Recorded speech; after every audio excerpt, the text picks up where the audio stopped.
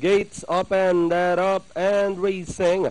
Townsend running on the outside. Pierce and Fiery moving up by the rail. Unpredictable comes next, then followed by Yellow Guska, Perfect Pajama, then on the outside, Salin Lahi.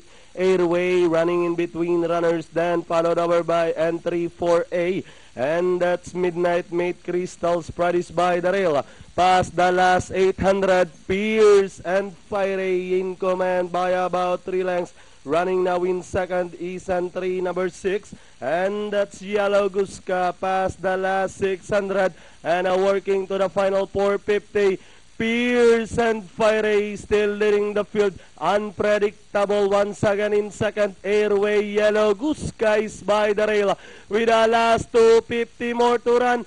Pierce and Fiery by about 3 lengths. Yellow Guska is running by the rail. Second, Unpredictable is on the outside. Airway moving up in between runners is entry number 8. Perfect Pajama with the last 75 meters.